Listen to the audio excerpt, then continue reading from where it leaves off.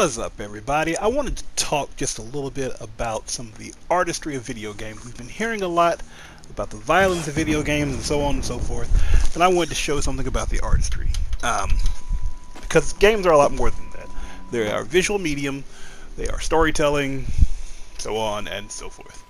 Now, this is something subtle. I don't know if you've played Horizon Zero Dawn or seen it, but this particular mission, I think we're trying to... Essentially, there are machines that are like animals. There are animals too, but there are machines that we kind of treat like animals. And because of some technology, I'm able to kind of see through things and get a sense of stuff. Now, one of the things I wanted to note, and you'll see some more of it later, something that kind of caught me was I saw that light come over the rock. And I figured it may be a monster or something, or another enemy, and I look up and it's the moon. And it really threw me off because they took time to develop day-night cycles like many games do, but they even had a moon rising over a ridge and how it bathed over. And I thought that was a really neat touch they put in there.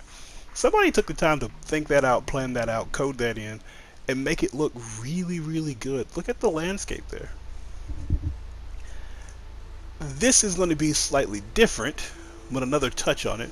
On this one, I am supposed to go and check out the machine known as a long neck. Not long neck, tall neck. I think it's like towers in a lot of games. A lot of games have it where to open up portions of the map, you're going to be looking for what they call, well, they don't really call it anything. Sometimes it's towers and that type of thing, but basically a tall thing on the map.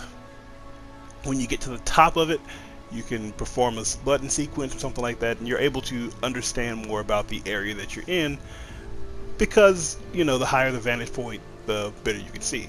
Now, I know that Far Cry 5 is coming out soon, I think next week, and in it they've taken out radio towers, which kind of serve that purpose. I've rented Horizon Zero Dawn a while back. I'd seen it, I thought it looked pretty.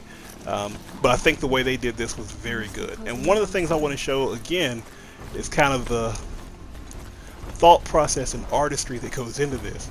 So they created this entire world, right, based off of what we already know, and they built upon it things that look utterly ridiculously unbelievable, but they've made it look like it fits the world that it's in. Like, you can think of a giraffe and you can think of a tall neck, except a giraffe the size of a T-Rex. Those things are watchers. Now that I think about it, most of these machines are a lot like dinosaurs. A whole lot like dinosaurs, actually. I wonder if that was part of a plan. I gotta look into that. The watcher is kind of a sentry. He's looking for me. He sees me. He sounds the alarm and alerts trouble. Now you'll notice that the scenery changes a little bit. Turn that gray misty. It's because we're about to get rain. And I want you to see how well done this is. This isn't done on a PS Pro or anything like that. This is just regular old PS4. You can see the rain coming. If I shut up, Machine saw me. you can hear the rain. Shot you in your face. You can see and hear all these things. She wants to jump onto the tall neck. So you got to see it from the ground. Watch what happens when it walks by. I love that sound too. Just so ominous. Doom, doom.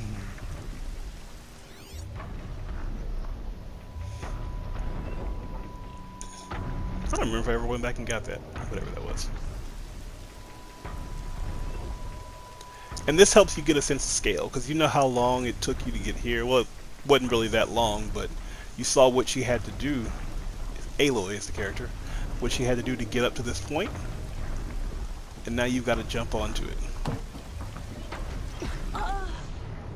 And if you miss your jump, you get stepped on by a giant giraffe. Which is fair. But there's something to the scale of it all. you see that somebody again somebody took the time to make out some very detailed planning, and as a Something part of nearby that is sending planning, that signal. they went in and made this Okay, I need to get up to the really tunnel. believable to the world, in that it's, again, you can look at it and see a giraffe. It's not a giraffe, but you can look at it and see a giant giraffe. In this world that is populated by machinery, it's a mechanical giraffe, essentially. A giant mechanical giraffe. Again, not necessarily does it make sense, but it fits the world that it's in, and it's got a layer of believable to it, to where you can understand it. Now, this is the important thing. Again, you can see some of the scenery, see that, Calm, calm. it's kind of a post-apocalyptic type game where society has This should be a apparently good spot for jumping not onto gone the the way tunnel. we hoped, and machines have either taken over or have become a very prominent part of life, but you can see where Earth has kind of reclaimed structures that we once had, buildings and whatnot. But you can still see nature in the background, like there's a mountain in the background, you can see the trees, moss, flora, fauna. I mean, there are actual animals in the game. I know I said that machines are kind of the animals, but there are actual animals in the game as well. And they make pretty authentic sound. It sounds like, you hear a turkey running by. I don't make authentic sounds, but the game makes pretty authentic sounds. Particularly the warthog. Pork butt, yeah.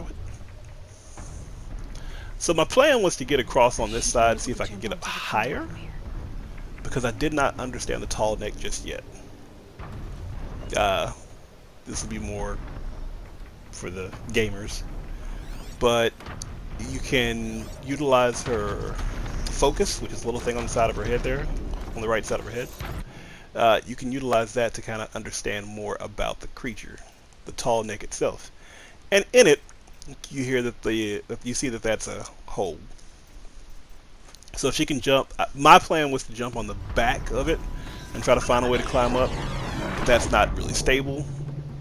That's what happens when a watcher sees you and he wants to disorient you.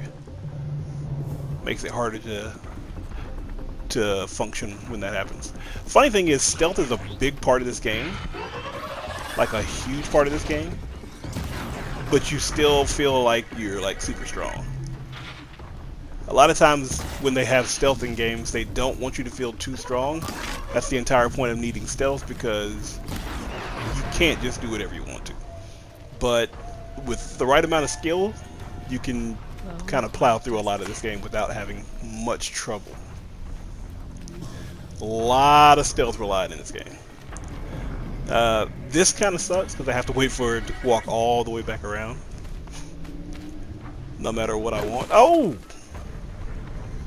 That hurt. And I gotta try to get back up there before the tall neck gets by, because I missed my jump.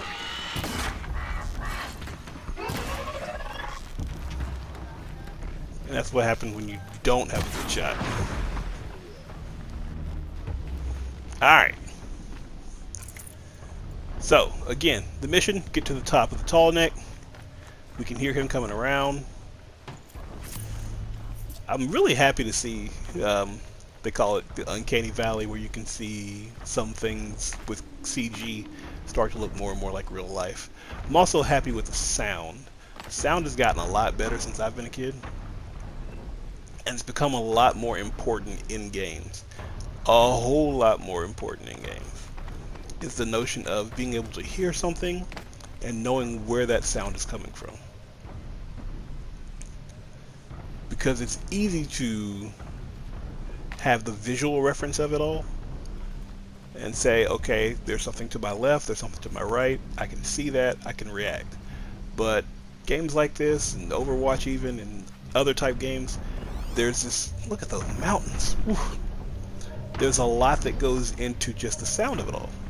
You can hear the tall neck as he gets closer. You can hear him coming from the right side. A lot of work goes into these games, a lot of effort. And into one of the things I love, particularly with movies and things now, and that's world building. I'm not sure why I didn't jump on that. I guess I'm still scared, because last time I tried to jump on it, I got trampled. That looked like a, are you sure? Gonna try to get higher, can't get higher. No holds. So, almost fell out of a window almost. So I just gotta trust Aloy to be able to do her job here. So we're waiting and waiting and waiting and waiting. Almost committing suicide yet again. Because apparently I'm in a hurry for something that's on its way. Patience, young Aloy, patience. There's my run, there's my jump, got it. Made it. Now to climb up to its head. You can look up and see those vistas. You can see... What I really like about this game is because, like I said, one of the things I love most about games and movies and things are world building. I just saw Black Panther a while back, and the world they created with Wakanda is fantastic. It makes it so much... It takes the fantastic and makes it relatable a little bit. So it's stuff you understand, but it's also stuff you want to see. I would love to see a tall neck until it stepped on me and killed me. Now watch little subtle things like how she has to catch her balance as she moves, how she sticks her hands out to keep her balance as she walks, little bitty stuff like that. Look at the scale. From when you look down, you can kind of get a sense of how high up she actually is. One of the things in real life that kind of jars me is when I'm high up and I can see things higher up, and you even get that here. Whether it be the trees, some of the extra buildings that are being grown over, all this stuff. You start to see red coming over as the sun begins to set. It's very well done. Alright, so we're nearing the end. We're going to rappel down, watch the action that goes into the rappel. It's all really neat. But I just wanted to say a lot of these games get overlooked for some of the things they do. They create these incredible worlds, these incredible vistas, and people distill them to just being kids things and or violence that we need to get rid of. And I think we miss a lot for that because we're not paying attention to the work that goes in, the story, the visuals, all that stuff that's very important. Anyway, thanks so much for watching. I really appreciate it. If you want, leave me a comment on your favorite vista or story in a game. Thanks so much for watching. Peace out!